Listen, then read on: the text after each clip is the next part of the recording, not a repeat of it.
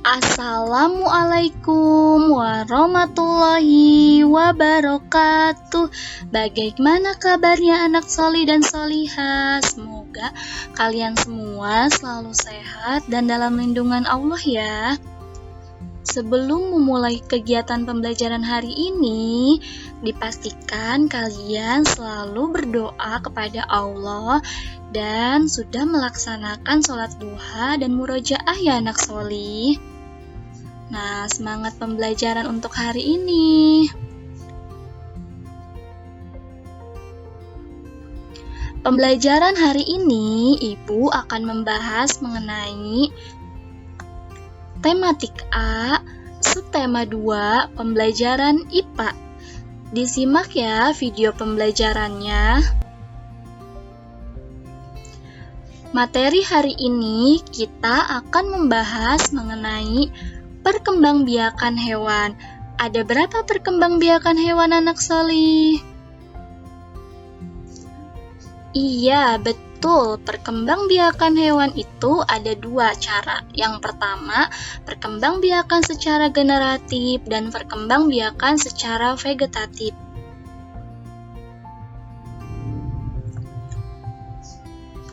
Nah, bagaimana sih perkembangbiakan secara generatif? Perkembangbiakan secara generatif yaitu ada 3 cara. Yang pertama, ovivar. Ovivar adalah cara perkembangbiakan hewan dengan menghasilkan telur atau disebut juga dengan cara bertelur. Ciri-cirinya seperti apa ya anak solih? Yuk kita simak. Nah, ciri-cirinya yang pertama itu dia tidak memiliki daun telinga dan tidak memiliki kelenjar susu. Contohnya seperti hewan di bawah ini ya. Ada katak, ada burung kakatua, dan juga buaya. Selain itu, ada juga hewan yang terdapat di sekitar lingkungan kalian, seperti ikan, ayam, kecoa, iguana, dan yang lainnya.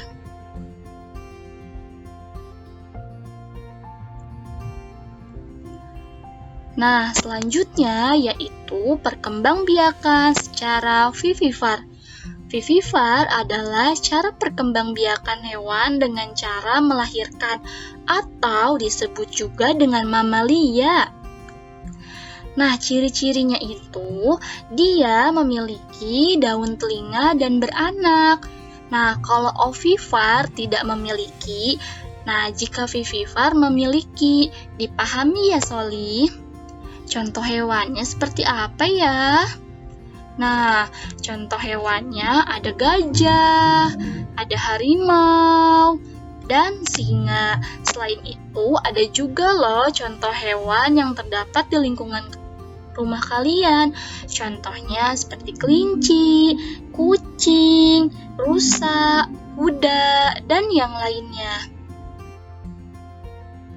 Nah, untuk yang sekarang, Ibu akan membahas mengenai ovovivivar. Nah, kalau tadi kita sudah membahas tentang ovivar, vivivar, selanjutnya yaitu ada ovovivivar. Ovovivivar adalah cara perkembangbiakan hewan secara bertelur dan melahirkan. Nah, hewan yang memiliki dua cara ini disebut dengan ovovivivar. Apa aja ya contohnya? Yang pertama ada contoh hewan baktifus, ikan pari, paus, kuda laut, bunglon, dan kadal. Nah, itu merupakan contoh hewan yang memiliki perkembangbiakan secara bertelur dan melahirkan ya anak solih. Nah, dari ketiga perkembangbiakan secara generatif, kalian dapat membedakannya ya secara ovivar, vivivar, maupun ovovivivar. Selanjutnya yaitu kalau tadi kita sudah membahas tentang perkembangbiakan secara generatif, sekarang yang akan dibahas perkembangbiakan hewan secara vegetatif. Disimak ya anak solih. Nah, perkembangbiakan secara vegetatif itu ada bertunas. Bertunas merupakan tonjolan dari suatu tubuh makhluk hidup yang akan menjadi individu baru. Contohnya, ada hewan apa ya, anak solih? Nah, sebelum ke contoh hewan, dapat dilihat gambar di samping ya. Ada hewan seperti di samping. Nah, dia memiliki tonjolan, lalu dapat berkembang biak atau menjadi individu baru. Contohnya hewan hidra dan anemo laut. Selanjutnya juga ada perkembangbiakan vegetatif secara fragmentasi. Fragmentasi adalah cara perkembangbiakan dengan pemisahan atau memutuskan diri menjadi dua bagian. Contohnya hewan apa ya, anak solih? Nah, contohnya ada cacing pipih.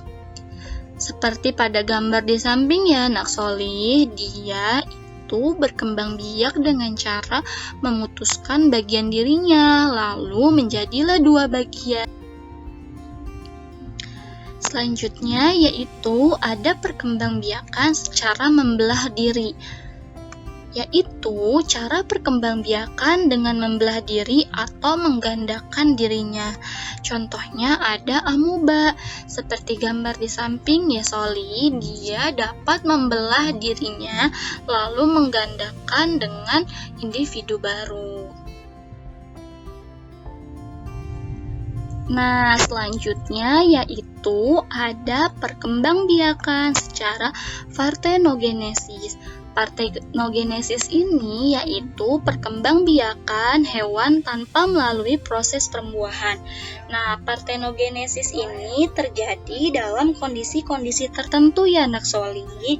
Dia misalnya ketika hewan betina tidak bertemu hewan jantan dalam jangka waktu yang sangat lama. Nah, dalam kondisi demikian, hewan tersebut akan mengalami partenogenesis sehingga kelestarian jenisnya dapat dipelihara. Contoh hewannya yaitu hewan komodo.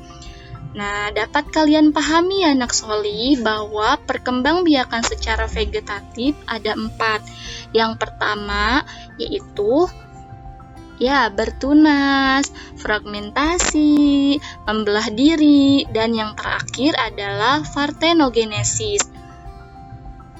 Dipahami ya, jika ada yang kurang paham dapat menghubungi ibu, bisa melalui Google Classroom atau WhatsApp yang tertera ya anak soli. Cukup sekian pembelajaran hari ini, semoga dapat bermanfaat dan ilmu yang ibu berikan dapat menambah wawasan kalian ya. Semangat pembelajarannya. Terima kasih. Wassalamualaikum warahmatullahi wabarakatuh.